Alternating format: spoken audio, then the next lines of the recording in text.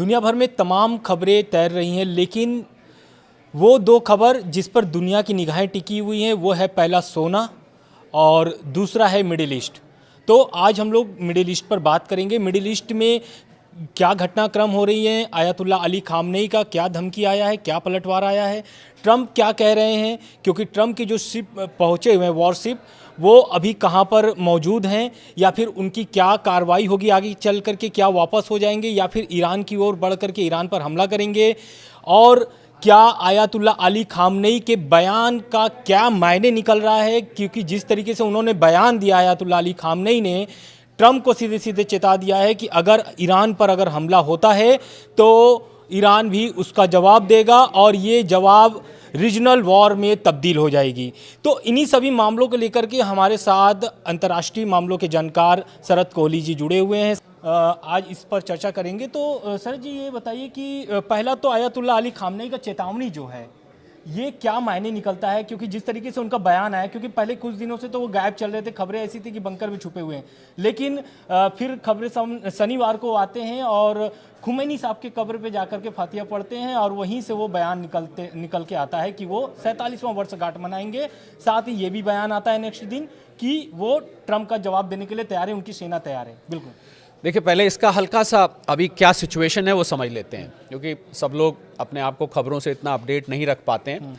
इस समय सिचुएशन ये है कि अमेरिका के ships, war ships middle east में पहुंच चुके हैं, और जितने भी मिडिल ईस्ट के कंट्री हैं, मैं कुछ एक का नाम ले लेता हूं, यूएई है, सऊदी अरेबिया है, ईरान है, जॉर्डन है, कतर है, ये सारे देशों में शायद सब लोग, मुझे इनमें से बहुत सारी जगह जाने का मौका मिला है और मैं उन साइट्स पे भी गया हूँ। इन जगहों पर अमेरिका ने अपने मिलिट्री बेस बनाए हुए हैं। आज से नहीं, हज़ारों सैनिक यहाँ पर रहते हैं, बाकायदा बाउंड्री वॉल है वहाँ अंदर, पूरा एक समझ लीजिए कि इन देशों के अंदर एक मिनी अमेरिका है जहाँ उनकी मिलिट्री रहती है। अब सवाल ये उठता है क्यों बनाए हुए थे। अमेरिका को लगता था कि भाई हम अटलांटिक के बहुत दूर हैं, क्योंकि इन देशों से अमेरिका, आप देखेंगे बीच में अटलांटिक महासागर है और उसके उस पार अमेरिका है। उनको लगता था कि कल के अगर हमको हमला करना पड़ा या हमारे ऊपर हमला हुआ तो हमला वहाँ से बैठ के कैसे करेंगे। अब तो खैर मिसाइल्स बन गई हैं, पर आप वहाँ से अगर हज़ारों किलोमीटर की मिसाइल चलाएंगे, हालांकि एक्यूरेट होती है पर कितना नुकसान होता है, तो उन्होंने यहाँ पर बेस बना लिया था कि हम हमला यहीं से। और ये छोटे छोटे देश हैं, और मैं आपको बताऊँ ये देश किसी ज़माने में अमेरिका के मोहताज होते थे। अमेरिका इनको एड देता था, अमेरिका इनकी मदद करता था, तो बदले में कहते थे ठीक है बना लीजिए। अब हुआ क्या कि ईरान शिया मेजॉरिटी है वहाँ पर, बाकी के जो खाड़ी के देश हैं उसमें सुन्नी आबादी ज़्यादा है। और आपको पता होगा, हमारे मुस्लिम भाई भी जानते होंगे कि शिया सुन्नी आपस में वैसे तो इतना नहीं घुलते मिलते हैं, पर इस मुद्दे पर शिया सुन्नी एक होने को तैयार हैं। यानी कि सभी जो मुस्लिम भाई हैं वो सब एक साथ आने को तैयार हैं। अब जैसे ही ट्रंप साहब ने कहा भाई हमने इतने दिन से बेस रखे हुए हैं, आज वो समय आ गया है कि हमें उन बेसिस की ज़रूरत है कि हमें ईरान पर अटैक करना है। क्यों ईरान पर अटैक करना है? कि ईरान न्यूक्लियर प्रोग्राम्स को, अमेरिका के अगेंस्ट न्यूक्लियर वेपन्स को डेवलप कर रहा है। लोग सोच रहे होंगे भाई प्रॉब्लम क्या है ट्रंप को ईरान से। बिल्कुल, खामिनेई साहब से प्रॉब्लम क्या है? अमेरिका को ये लगता है या नहीं है, ये तो समय बताएगा कि ईरान जो न्यूक्लियर वेपन्स बना रहा है वो केवल और केवल हमारे ऊपर हमला करने के लिए डेवलप कर रहा है। तो उन्होंने कहा इससे पहले कि वो न्यूक्लियर वेपन पूरी तरह से तैयार हो जाए हम उसको डिस्ट्रॉय कर देते हैं। आपको याद होगा पिछले साल भी जून में अमेरिका ने वहाँ पर अपने बम्बार्डियर से हमला किया था। अब ये सिचुएशन बन गई तो अमेरिका ने एक अब्राहम लिंकन नाम का उनका शिप है, उस शिप को यहाँ पर डॉक कर दिया है। अब जब उन्होंने सारी तैयारी कर ली तो ट्रंप साहब के सामने एक दिक्कत आ गई, जो आपने जिसका हल्का सा जिक्र किया। उन मुस्लिम देशों ने कहा हम तो नहीं करने देंगे जी हमला। हमारे यहाँ से हमारे ही एक मुस्लिम भाई पर, दो तीन कारण थे। एक तो ये था कि हमारे ही एक मुस्लिम भाई पर, हमारे मुस्लिम भाई देश पर हमला हो, पहली बात। दूसरी बात, मैं आपको एक उदाहरण दे देता हूँ, जैसे यूएई का लेता हूँ, यूनाइटेड, यहाँ पर भी मिलिट्री बेस है, अबू धाबी के पास है। ये देश शांति प्रिय देश हैं, ये प्रगतिशील देश हैं। अब आप सोचिए कि अगर यूएई के धरती पर से ईरान पर हमला होता है तो यूएई अपनी ज़मीन को प्रॉपर्टी के मामले में, दुबई में आपने सुना होगा लोग प्रॉपर्टीज लेते हैं, और टूरिज्म के मामले में, क्योंकि तेल अब इनमें समाप्त होता जा रहा है और तेल अब वो बात नहीं रहेगी जो तेल में पहले थी। तो ये चाह रहे हैं कि हमारी जो इकोनॉमी है वो ऑल्टरनेट चीज़ पे, तो ना तो टूरिज्म आएगा ना ही वहाँ कोई प्रॉपर्टी लेगा। जिस देश में लड़ाई चल रही हो वहाँ कौन जाके प्रॉपर्टी लेगा। तो इनको ये चिंता हो गई भाई हमारी तो अर्थव्यवस्था ही समाप्त हो जाएगी, अमेरिका तो अपना काम कर लेगा जो करना है, पर यहाँ आएगा कौन कल को? ना कोई प्रॉपर्टी खरीदेगा, ना यहाँ कोई घूमने आएगा। तो इस वजह से इन्होंने मना कर दिया कि हम तो अपने देश से, आपका भले ही मिलिट्री बेस होगा, आप यहाँ रखिए, पर हम हमला नहीं करने देंगे। अब आप सोचिए कि कितने साल से ये सैनिक वहाँ पल रहे थे, रखे हुए थे कि भाई इस दिन के लिए, जब वो दिन आया तो इन्होंने मना कर दिया। तो अब ट्रंप साहब के सामने समस्या ये आ गई कि भाई कैसे हमला किया जाए, कि हम खुद ही करें, या हम अमेरिका से ही मिसाइल चलाएं, या इनमें से किसी देश को मनाएं, या सीधा हवाई जहाज वहाँ से लाएं और ऊपर से जैसा जून में उन्होंने किया था। तो सिचुएशन बहुत ही ज़्यादा टेंस हो गई है। ट्रंप साहब मन बना चुके थे हमले का, इधर इन देशों ने अपनी ज़मीन को इस्तेमाल करने से मना कर दिया। अब बड़ी कैच 22 अंग्रेजी में बोलते हैं, वो सिचुएशन खड़ी हो गई है कि भाई क्या किया जाए। तो मुझे लग रहा है कि सिचुएशन उधर से खामिनाई साहब ने क्या कहा, जब उनको पता लगा कि ये मुस्लिम देश अपनी धरती इस्तेमाल नहीं करने दे रहे, तो बंकर से बाहर आ गए वो, और उन्होंने कहा कि अब तो हमारे ऊपर कुछ करके देखो। उन्होंने अपनी मिसाइल डिस्प्ले करनी शुरू कर दी। एक उन्होंने सीक्रेट ये भी पता लगा, हालांकि अनकन्फर्म्ड रिपोर्ट है, कि एक न्यूक्लियर सिटी उन्होंने कहीं पर मीडिया में डाली किसी प्लेटफॉर्म पर कि हमारी एक न्यूक्लियर सिटी है और देखो हम तुम्हें छोड़ेंगे नहीं। अब ये तकरार अपनी चरम सीमा पर पहुंच गया है, और मुझे लग रहा है इस समय ट्रंप साहब ना आगे जाने लायक हैं ना पीछे जाने लायक है। आगे जाते हैं तो उन देशों की धरती नहीं मिल रही अटैक करने के लिए, पीछे जाते हैं तो अपनी उनकी साख उस पे है कि भाई इतनी आगे आए, इतनी दूर, बहुत दूर है ईरान अमेरिका से, इतनी आगे आए भी और हमला नहीं किया। तो मुझे और दूसरी तरफ एक और डेवलपमेंट आनंद क्या हुई है कि जब इन्होंने हमला करने की पहली बार बात करी थी, कुछ दिन पहले की बात है, तो रशिया खड़ा हो गया था, बिल्कुल सावधान, ये हिमाकत मत करिएगा, रशिया ने साफ कह दिया। अब आपको बात बताऊं, मुझे लगता है ट्रंप साहब, पुतिन साहब, हालांकि रशिया की अर्थव्यवस्था मात्र $2 ट्रिलियन की है, बिल्कुल, अमेरिका की अर्थव्यवस्था $30 ट्रिलियन की है, परंतु सबसे ज्यादा न्यूक्लियर हेड्स रशिया के पास हैं, 6000 से भी ज्यादा न्यूक्लियर हेड। और जब जब ट्रंप साहब ज़ेलेंस्की और रशिया के रिप्रेजेंटेटिव्स के साथ बैठते हैं, ध्यान दीजिएगा इस बात पे, तो वो रशिया की वकालत करते हैं। पीछे से भले कहेंगे तुम रशियन ऑयल मत लो, तुम रशिया से डील कर रहे हो, हम सैंक्शन लगा देंगे, पर जब वकालत करते हैं ना, तो रशिया की वकालत कि भैया, उन्होंने ज़ेलेंस्की साहब को कहा, मैं देसी भाषा में बता रहा हूँ, अरे तुझे मार के ख़त्म कर देगा, तू कहीं का नहीं रहेगा, तेरे देश का सत्यानाश मार देगा, पूरी तरह से डिस्ट्रॉय हो जाएगा, दे दे इसको जब ज़मीन देना है, देसी भाषा में। अब ज़ेलेंस्की साहब भाई राष्ट्रपति हैं यूक्रेन के, कैसे वो राजी हो जाए? उनका देश वाले तो उनके पीछे पड़ जाएंगे, तुमने हमारे देश का ही विभाजन कर दिया, देश को बेच दिया वहाँ पर उठा के।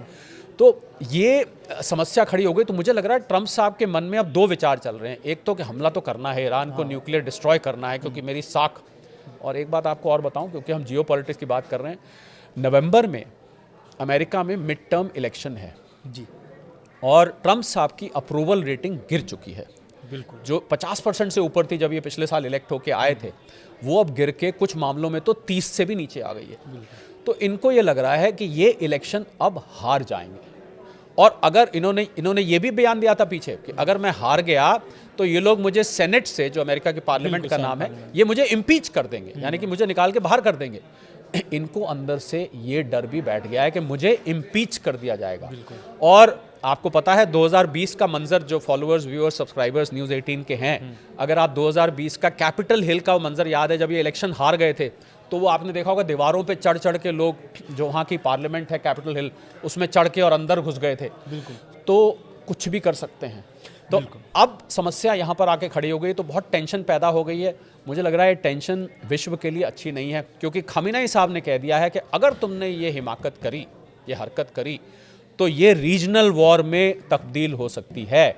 और उन्होंने अपनी न्यूक्लियर सिटी जो दिखाई है, और आपको एक बार और बता दूं, एक थर्ड मिसाइल है ईरान के पास, कहते हैं कि वो मिसाइल का वार जो है वो अचूक है, बिल्कुल। और अगर उन्होंने वो मिसाइल, और ये मिसाइल हालांकि अमेरिका तक पहुंच सकती है, नहीं पहुंच सकती, पर ये कह रहे हैं कि मैं आपके बेसिस पे हमला कर दूंगा, यानी कि मेरे यूएई में, और आपको बताऊं यूएई में, दुबई से ईरान में एक जगह है, उसको कहते हैं किश, मात्र 20 मिनट की फ्लाइट है दुबई से किश तक की जी। मैं वहां गया हुआ हूं, इसलिए मैं आपको इतना सटीक बता रहा हूं, मात्र 20 मिनट की, यानी कि 20 मिनट के अंदर आप दुबई से किश पहुंच। तो यूएई ने कहा भैया हमारे यहाँ से तो ये नहीं होगा, और ईरान ने कह दिया अगर तुम करके देखो, हम तुम्हारे बेसिस पर इन देशों पर हमला कर देंगे। अब ये देश नहीं चाहते कि हमारे यहाँ की शांति भंग हो, भले ही अमेरिकन बेसिस पे हमला हो, पर बाकी नुकसान भी हो सकता है। मुझे लग रहा है सिचुएशन बहुत टेंस बनी हुई है। और अच्छा, इस जियो पॉलिटिक्स में एक इंटरेस्टिंग बात आपको बताता हूँ, जो लोग इसको रेगुलरली फॉलो करते हैं, क्योंकि मैं मेरे प्रोफेशन की वजह से मैं एक अर्थशास्त्री हूँ, तो मेरे लिए आप सोच रहे, बहुत सारे लोग ये सोच रहे होंगे भाई ये सोना चांदी पे बोलने वाले और ये अर्थशास्त्र पे बोलने वाले ये आज जियो पॉलिटिक्स पे बोल रहे हैं। मुझे मजबूरी में अंतर्राष्ट्रीय मामलों का भी जानकार बनना पड़ा, क्योंकि आप दोनों चीज़ों को अलग नहीं कर सकते हैं। वैश्विक अर्थशास्त्र को और वैश्विक आर्थिक परिस्थितियों को अगर आप अंतर्राष्ट्रीय मामलों से अलग करके देखेंगे तो आपका विश्लेषण गलत हो जाएगा। बिल्कुल बिल्कुल सही तो कह रहे हैं। आप ध्यान दीजिएगा इस बात पे जो मैं आपको बताने जा रहा हूँ। ये प्रैक्टिकल, आप तो जर्नलिज्म से आते हैं, आप इसको सबसे अच्छा समझेंगे कि कुछ दिन ऐसा लगता है कि लोग सब भूल जाते हैं, ये ईरान, अमेरिका, नॉर्थ कोरिया और ये सारी रशिया, यूक्रेन। फिर एकदम से कुछ दिन बाद क्या होता है, यहाँ पर कुछ हरकत होने लगती है, खबरें आपके टिकर पर खबरें चलने लग जाएंगी। फिर कुछ दिन लगता है क्या लोग सब भूल गए इस बात को, पर हकीकत ये होती है कि एक कुकिंग करते हैं ना एक खाना, तो वहाँ पर एक हम कहते हैं उसको, महिलाएं जो किचन में रहती हैं उसको कहते हैं सिमर। सिमर मतलब आपने गैस को सिम पर कर दिया, तो क्या होता है, गैस तेज होती है तो उबाल एकदम आ जाता है, पर जब सिम होती है ना तो पानी वो धीरे धीरे धीरे धीरे धीरे धीरे, तो ये मैटर सिमर हो जाते हैं, ये मैटर खत्म नहीं होते हैं। तो मुझे ऐसा लग रहा है कि विश्व इस समय एक बारूद पर बैठा हुआ है और इतना न्यूक्लियर आर्म्स हैं दुनिया में कि इस दुनिया को कई दफ़े समाप्त किया जा सकता है। और जो लोग क्योंकि मैंने न्यूक्लियर पे बहुत पढ़ा है, न्यूक्लियर एक ऐसा हथियार है जो कि चंद मिनट के अंदर आपको किसी बिल्डिंग को भी गिराने की जरूरत नहीं है। बिल्कुल। आप घर बैठे बैठे ही लोग समाप्त हो जाएंगे, इतनी हीट निकलती है उसमें से। एक भी न्यूक्लियर वॉर चल गया, और आजकल तो इस न्यूक्लियर शब्द का इस्तेमाल आनंद इतनी फ्रीक्वेंटली हो रहा है, इतना ज्यादा हो रहा है, ऐसा लगता है कि आप छोले भटूरे का जिक्र कर रहे हैं, बिल्कुल, आप पूड़ी आलू का जिक्र कर रहे हैं। बिल्कुल बिल्कुल। तो जैसा आप न्यूक्लियर की अभी बात कर रहे हैं, तो पूरा मामला तो यही है, इजराइल यही चाहता है कि ईरान के पास परमाणु बम न हो। तो ये जो न्यूक्लियर वार्ता फिर से शुरू करना चाह रहे हैं ट्रंप, तो ये ट्रंप जो है कि पहले जून में तो 12 दिन के युद्ध होते हैं, आपको ही पता है कि अमेरिका हमला करता है, 12 दिन युद्ध चलते हैं, उसके बाद शांत हो जाता है मामला सब कुछ। उसके पहले, जून के पहले ओमान मध्यस्थता कर रहा था और ईरान अमेरिका की परमाणु वार्ता हो रही थी, जो कि असफल रही। उसी वार्ता को फिर से ये शुरू करना चाह रहे हैं ट्रंप, और ये चाह रहे हैं कि इस बार की जो मध्यस्थता करे, तो खबरें ऐसे निकल के सामने आ रही है कि इसकी जो मध्यस्थता है वो तुर्की, मिस्र और कतर ये निभाना चाह रहे हैं। क्यों? क्योंकि ये सारे जो देश हैं ये नहीं चाहते हैं कि युद्ध हो और मध्यस्थता करने के लिए तैयार हैं। लेकिन जिस तरीके से खामनेई साहब का बयान आया है और ट्रंप का थोड़ा नरमी अभी बढ़ते हैं बयान में, क्योंकि इससे पहले वो बोल रहे थे कि वॉरशिप पहुंच गया है, हम नहीं चाहते हैं कि वो हमला करे। लेकिन उसके बाद अब उनका बयान जो निकल के आ रहा है, ये निकल के आ रहा है कि ईरान से मेरी बातचीत शुरू हो गई है, जल्द ही उनको मतलब ऐसा महसूस हो रहा है कि जल्द ही मामला जो है कि रफा दफा हो जाएगा। लेकिन इन सभी बात को साइड रख करके मैं एक और जानना चाहता हूं आपसे कि ईरान के जो न्यूक्लियर प्रोग्राम है, क्या वो इसे जारी रखेगा या फिर परमाणु वार्ता में तो यही है, JCPOA के तहत उन्होंने 2015 में जब JCPOA तहत आए थे तो इसमें यही था कि भाई परमाणु कार्यक्रम वो चला सकते हैं लेकिन परमाणु बम नहीं बना सकते हैं। लेकिन ट्रंप इस बार की वार्ता में चाह रहे हैं कि ना तो वो परमाणु कार्यक्रम जारी रखें, ना ही मिसाइल बनाएं। साथ ही सबसे बड़ा मुद्दा कि उनकी जो प्रॉक्सी है मिडिल ईस्ट में, चाहे वो यमन हो, चाहे वो आपका फिलिस्तीन हो, चाहे उसके अलावा हुती हो, हिजबुल्लाह हो, हमास हो, बिल्कुल इन सभी जगह पे उनके प्रॉक्सी हैं। तो इन प्रॉक्सियों से जो ताकत मिलती है ईरान को, उनको भी अब समर्थन देने से मना कर रहे हैं। इन वार्ता में ये चीज़ चाह रहे हैं। तो क्या ये जो वार्ता है सफल होगी या फिर जो बातचीत है यहीं पर समाप्त हो जाएगी और हमला होगा? मुझे ये वार्ता कहीं सफल होती नहीं दिख रही है। खामिनाई साहब जब तक हैं वो अपने न्यूक्लियर प्रोग्राम से वापस नहीं होंगे, क्योंकि उनको लग रहा है कि अगर हमने न्यूक्लियर प्रोग्राम से वापस हो गए तो ये हमें दबा के अपना यहाँ पर प्रॉक्सी रख देंगे और ईरान पे अप्रत्यक्ष रूप से राज करना शुरू कर देंगे, जो इन्होंने इराक में किया। आप जानते हैं इराक का आजकल कहीं जिक्र भी नहीं आता, इतना बड़ा देश है वो, और सद्दाम हुसैन साहब के समय में बड़ा रुतबा होता था। आज आप इराक का सुनते हैं, आपको शायद लोग भूल ही गए इराक को। इनको ये लग रहा है कि ईरान का भी यही हाल करेंगे, इसलिए खामिनाई साहब बिल्कुल भी मानने वाले नहीं हैं। अब खामिनाई साहब अगर मानेंगे नहीं तो ऐसे में अमेरिका क्या करेगा? एक तरफ UAE और सऊदी जैसे देश उनको अपनी धरती नहीं इस्तेमाल करने देंगे, कैसे ट्रंप साहब हमला करेंगे। और मुझे ऐसा लगता है, जो मैं बात कहने जा रहा था पहले, आनंद वो बीच में रह गई, कि ये अपनी देश की जनता से ध्यान भटकाने के लिए अच्छा। ये जो उन्होंने वेनेजुएला में किया, और ट्रम्प साहब के बयान को तो मैं क्षमा मांगते हुए कहता हूं, मैं सीरियसली नहीं लेता। अभी कल कह रहे थे कि भारत ने वेनेजुएला से अब ऑयल लेना शुरू कर देगा, भारत सरकार ने उसको मना कर दिया। हमने तो ऐसा कुछ नहीं कहा। उन्होंने करीब नहीं तो 30-40 बार ये बोल दिया कि मैंने भारत पाकिस्तान का हमला रुकवाया, भारत सरकार ने उसको नकार दिया, उसको रेटिफाई नहीं किया। तो ट्रम्प साहब, मुझे ऐसा लगता है कई बार मन से भी बात बना के कि मैं मनवा लूंगा, मैं बोल देता हूं, फिर उनसे कह दूंगा हाँ हाँ मैंने बोला था, इस टाइप की वो बात करते हैं। तो मैं ट्रम्प साहब के बयान को, मैंने बताया ना आपको, ट्रम्प मूड इंडेक्स मैंने एक बनाई हुई है ऑफिस में। उनका मूड सुबह दोपहर शाम अगले दिन बिल्कुल बदलता रहता है, ऐसे ऐसे ऊपर नीचे जाता है। मैं बिल्कुल उसको सीरियसली ले लेता हूं, पर इस बात को सीरियसली मैं ज़रूर लेता हूं कि वो इस वक्त फंस गए हैं।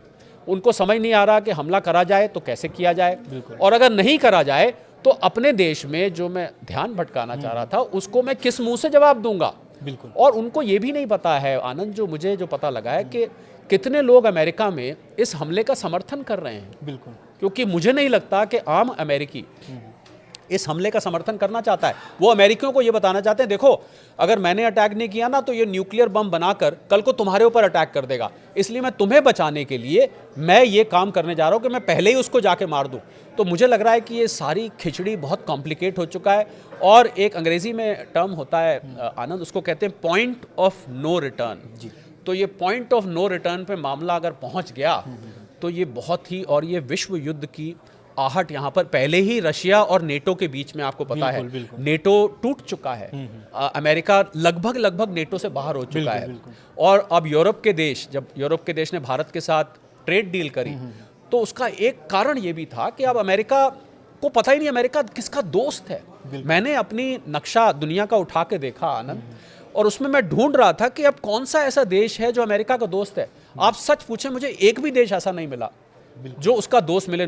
साउथ कोरिया के साथ उन्होंने सबसे पहले ट्रेड डील करी थी 15% की, सबसे पहले भाग के गया था नॉर्थ कोरिया, उस पर भी उसने 25% ठोक दिया। यूके जो कि उनके आगे हाथ जोड़ के खड़ा रहता था, सर जैसे आप कहें हम करेंगे। आज यूके को भी समझ आ गया, भैया ये तो कभी कुछ करते हैं कभी कुछ करते हैं, बड़ी अटपटी सी बात करते हैं, बेइज्जती कर दी यूके की। एक मॉरिशस के पास यूके का राज था, वहाँ पर आपको पता ही है अंग्रेज़ों का सूरज नहीं ढलता था, कहते हैं। डिएगो गार्सिया करके एक आइलैंड है, बिल्कुल बिल्कुल, वो आइलैंड को यूके अब धीरे धीरे अपना ये राज्य खत्म कर रहा है, कॉलोनियल एरा। अब कहाँ रह गई ये राजा महाराजों के, तो उसने वापस मॉरिशस को वो हैंड ओवर करी। ट्रम्प साहब ने कह दिया दे आर बीइंग स्टूपिड, बिल्कुल, कि इसको क्या जरूरत थी वापस करने की। तो इस प्रकार के वो बयान देते हैं, तो दोस्ती किससे रखेंगे, कोई दोस्त नहीं रहा है आनंद। बिल्कुल। दूसरी बात ये है कि ट्रम्प के बाद हम अगर बात करना चाहेंगे तो यूरोपीय संघ की, क्योंकि यूरोपीय संघ जो है कि ईरान पर तो लगातार नकेल कस रहे हैं। अब क्या हुआ है कि जो आयतुल्लाह अली खामनेई के नेतृत्व में IRGC, उसको यूरोपीय संघ ने आतंकी घोषित कर दिया। इसके बाद आयतुल्लाह अली खामनेई का बयान आता है, वो भी इसका पलटवार करते हुए कहते हैं कि यूरोपीय संघ के जितने भी फोर्सेस हैं वो भी आतंकी संगठन हैं, ऐसा वो कहते हैं। तो इस पर आप क्या कहना चाहते हैं कि क्या ट्रम्प के बाद यूरोपीय संघ भी इस तरीके के दबाव बना रहे हैं? क्या ईरान पर हमला जब होगा, अमेरिका इजराइल तो साथ में रहेगा ही, क्या यूरोपीय संघ भी आकर के हमला करेगा ईरान पर? देखिए, इजराइल अमेरिका का इस समय प्रॉक्सी है, आप जानते हैं। अगर अमेरिका ने हमला किया, मुझे लग रहा है पहला हमला वो इजराइल से करवाएगा कि पहले आप जाके हमला करो। अब सिचुएशन यहाँ से बहुत कॉम्प्लिकेट हो गई है। एक तरफ अमेरिका और यूरोपीय संघ के अब रिश्ते वैसे नहीं है जैसे पहले थे, दूसरी तरफ से IRGC को यूरोपियन संघ ने आतंकवादी घोषित कर दिया है। तो ऐसे में अगर अमेरिका हमला करता है या इजराइल हमला करता है, मुझे नहीं लगता इस समय आनंद कि यूरोप उसका साथ देगा। एक रिमार्क देना, कमेंट करना अलग बात है, पर फिजिकली उस युद्ध में पार्टिसिपेट करना अलग बात है। मुझे बिल्कुल नहीं लगता है ऐसा, क्योंकि इसका वजह है क्योंकि ईरान से यूरोप बहुत नज़दीक है। और आपको जिस मिसाइल की मैंने बात की थी ना, थार्ड मिसाइल की, ये थार्ड मिसाइल यूरोप, अमेरिका पहुंच सकती है नहीं पहुंच सकती, ये तो एक प्रश्न चिन्ह है क्योंकि बहुत दूर है, परंतु यूरोप ईरान से बहुत दूर नहीं है, इसलिए यूरोप तक वो मिसाइल की रेंज है। मुझे बिल्कुल नहीं लगता, भले ही यूरोप ने IRGC को आतंकवादी कह दिया, मुझे नहीं लगता कि यूरोपीय संघ इसमें अमेरिका का साथ देगा। इनके रिश्ते अब खटाई में पड़ चुके हैं। यूरोप को समझ आ गया कि भैया ये हमारा साथ देने वाले नहीं है, ये तो हमारे पीछे आके छुरा भोंकने वाले। ग्रीनलैंड को लेके मामला आपको पता ही है क्या हुआ है, वो सारा वाकया हम दोबारा नहीं दोहराते। तो मुझे ऐसा नहीं लगता है कि यूरोप साथ देगा। बिल्कुल। दूसरा क्वेश्चन और है, ये भारत से जुड़ा हुआ अहम है, क्योंकि भारत जो है कि 26 और 27 का बजट पेश हुआ है। केंद्रीय बजट में ईरान की जो चाबहार पोर्ट है उसके लिए कोई भी ऐसा नया फंड जारी नहीं किया गया है। तो इसको लेकर के राजनीतिक मतलब अंतर्राष्ट्रीय जो अभी चल रहे हैं मामले, उसको लेकर के ये शायद रुक गया है क्या, क्योंकि ट्रंप और खामनेई साहब में जिस तरीके से तकरार चल रहा है, तो क्या ये लगता है कि इसके कारण से, या फिर उस पर अब नया जो फंड है वो जारी नहीं करना चाहता है, क्या यहीं पर सीमित रह जाएगा? देखिए, अंग्रेजी में एक शब्द होता है, उसको कहते हैं क्रॉस फायर। जी। क्रॉस फायर का मतलब होता है कि दो व्यक्ति लड़ रहे हैं, अब जो बीच में छुड़ाने आया उसको भी एक थप्पड़ लग गया, उसको भी एक घूंसा लग गया। तो अमेरिका और ईरान के बीच में जो तकरार चल रहा है, भारत नहीं चाहता कि उस क्रॉस फायर में आए। हम एक निष्पक्ष रहने वाले देश हैं, हम गुट निरपेक्ष पहले कहा जाता था, नॉन अलाइंड है। हमारे लिए ईरान भी उतना प्रिय है जितना अमेरिका प्रिय है। 19-20 फर्क हो सकता है। अगर प्रिय नहीं होता भारत ईरान के, तो भारत क्यों वहां जाके चाबहार पोर्ट में वहां जाके निवेश करता? आप किसी ऐसे देश में निवेश करेंगे जिससे आपकी दुश्मनी हो। तो भारत के ईरान से रिश्ते खराब नहीं हैं, पहली बात तो ये जानने वाली है।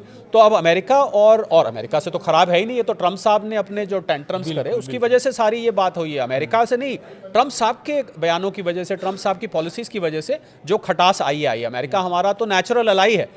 तो भारत उस क्रॉस फायर में नहीं आना चाहता, पहली बात।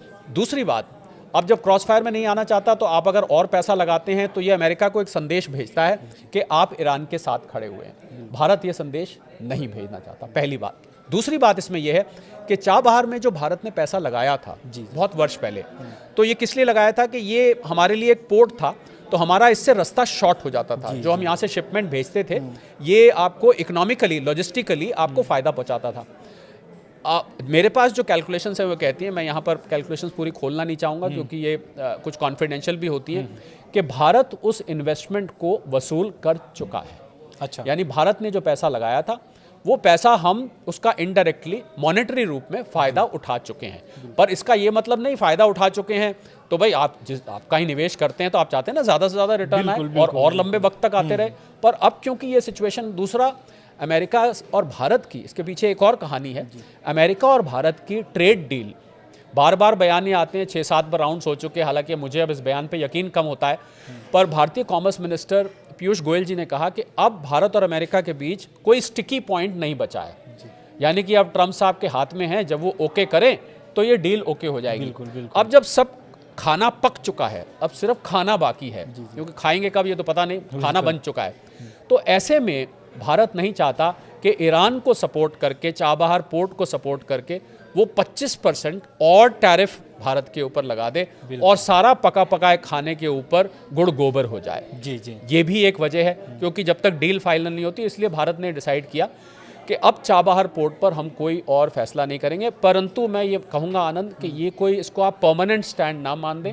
अंतर्राष्ट्रीय जियोपॉलिटिक्स में, जैसे यहाँ पर कहते हैं ना, राजनीति में कोई परमानेंट दोस्त नहीं होता, कोई परमानेंट दुश्मन नहीं होता। यही नियम अंतर्राष्ट्रीय जियोपॉलिटिक्स पर भी लगता है, कोई परमानेंट दोस्त नहीं। तो एक मैं इसको कहूँगा कि अभी मामला होल्ड पर है।